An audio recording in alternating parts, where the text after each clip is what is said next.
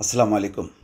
একটা খবর প্রথম আলোতে প্রকাশ হয়েছে, আরও কোনো পত্রিকায় এসছে যে বিএনপির পাল্টা শক্তি হিসাবে তৎপর ইসলামী দলগুলো এবং তারা নির্বাচনী জোট করার জন্য ধারাবাহিকভাবে সংলাপ চালাচ্ছে এবং বেশ কিছু বিএনপির বিপরীত বিষয়গুলোতে তারা ঐক্যমত হয়েছে। যেমন একটি অন্যতম বিষয় হচ্ছে নির্বাচন পদ্ধতি।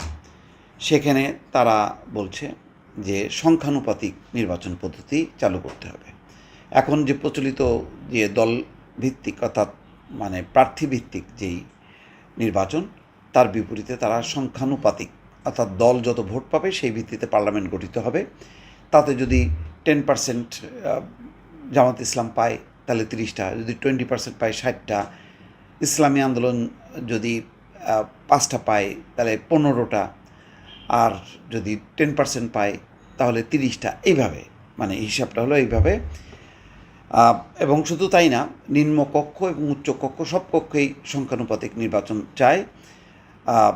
এনসিপিও চায়, ইসলামী আন্দোলনও চায়, জামাতও চায়, এবং এইভাবেই তারা একটা জোট করার চেষ্টা করছে।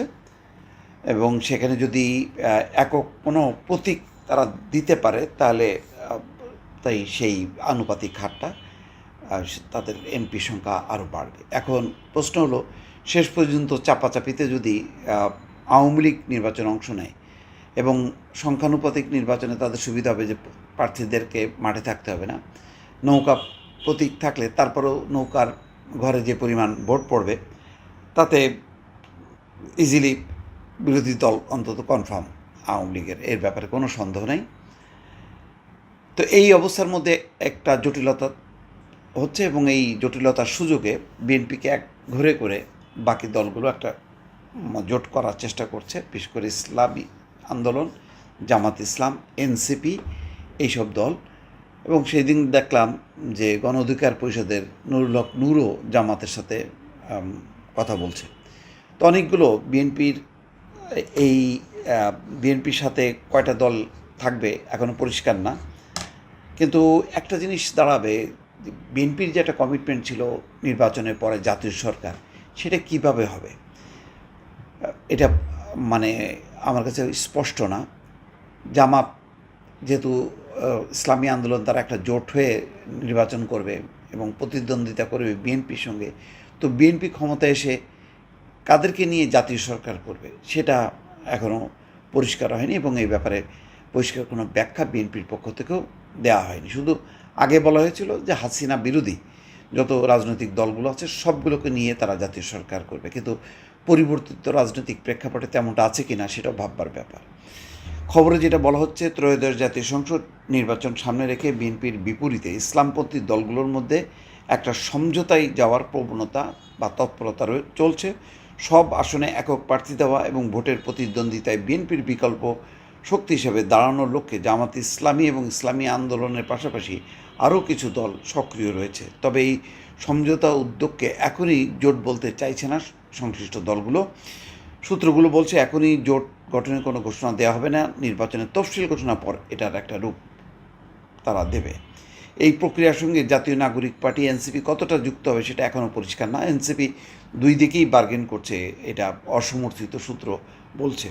দলটির সঙ্গে সংস্কার সংক্রান্ত বিভিন্ন বিষয়ে এক ধরনের মতৈক্য আছে ইসলামী আন্দোলন এবং জামাতের সঙ্গে এনসিপির। ইসলামী আন্দোলনের মুখপাত্র গাজী আতাউর রহমান বলছেন, এনসিপিও নতুন বাংলাদেশের প্রত্যাশা নিয়ে এগুচ্ছে, তাদের সঙ্গে আমাদের বোঝাপড়া আছে, নতুন করে ফ্যাসিস্ট না আসুক সেটা তারাও চায়, তাদের সঙ্গে ভালো যোগাযোগ আছে, হয়তো সামনে যোগাযোগ বাড়তে পারে। রাজনীতির সংশ্লিষ্ট সূত্রগুলো বলছে আগামী নির্বাচনে আওয়ামী লীগ অংশ নিতে পারবে না এটা ধরে নিয়ে ইসলামপন্থী এবং মধ্যপন্থী দলগুলো বিএনপির সঙ্গে প্রতিদ্বন্দ্বিতায় নামতে চাইছে। সংবিধান সহ গুরুত্বপূর্ণ কিছু সংস্কার প্রশ্ন এসব দলের অধিকাংশের অবস্থান কাছাকাছি।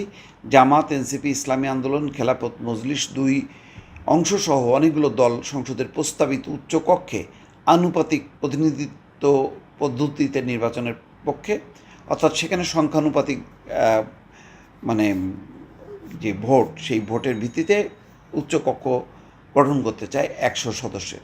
এর মধ্যে জামাত এবং ইসলামী আন্দোলন সহ কিছু দল উচ্চকক্ষের মতো নিম্নকক্ষেও আনুপাতিক প্রতিনিধিত্ব চায়। এটা সত্য, যে জামাত সব জায়গায় আছে, কিন্তু কোনো জায়গায় নির্বাচিত হবার মতন অবস্থা নেই। হয়তো 15-20টা বা 30টা জায়গায় তাদের আছে, কিন্তু সব জায়গায় নেই। তাহলে বাকি ভোট পেলেও তাদের সেটা মানে সেখান থেকে একটা তারা ফল তুলতে পারবে যদি আনুপাতিক ভাবে যদি সংসদে যদি তাদের প্রেজেন্টেশনটা তারা দিতে পারে। তো এখন এই কাঠামো বদল হবে কি হবে না এখন এটা পরিষ্কার না। আরও বলছে সাংবিধানিক প্রতিষ্ঠানে নিয়োগের ক্ষেত্রে প্রধানমন্ত্রীর একক ক্ষমতা কমাতে প্রস্তাবিত সাংবিধানিক এবং সংবিধিবদ্ধ প্রতিষ্ঠানের নিয়োগ কমিটি গঠনের প্রস্তাব, রাষ্ট্রপতির নির্বাচন পদ্ধতি গোপন ব্যালটে হবে, জামাত এবং এনসিপি জাতীয় নির্বাচনের আগে স্থানীয় সরকার নির্বাচন চায়, এটাও একটা বড় ইস্যু যে তারা স্থানীয় সরকার নির্বাচন আগে চাইছে। অন্যদিকে বিএনপি প্রস্তাবগুলোর সঙ্গে অনেকটাই দ্বিমত আছে। বিএনপি মনে করে নিম্নকক্ষের প্রাপ্ত আসনের ভিত্তিতেই উচ্চকক্ষের আসন বন্টনই উপযুক্ত। সংখ্যানুপাতিক পদ্ধতি জটিল, স্থানীয় সরকার নির্বাচন এখনই সম্ভব না।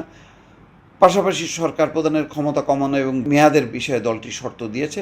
তারা মনে করে সরকার প্রধানের ক্ষমতা খর্ব হলে রাষ্ট্র পরিচালনায় সমস্যা হবে। যাক, অনেকগুলো মতদ্বৈততার কারণে একটা পার্থক্য, বিভাজন, সেই বিভাজনকে ঘিরে আগামী নির্বাচনে একটা বিএনপি বিরোধী একটা জোট একটা গঠনের তৎপরতা চলছে। দর্শক ভালো থাকবেন, আল্লাহ হাফেজ।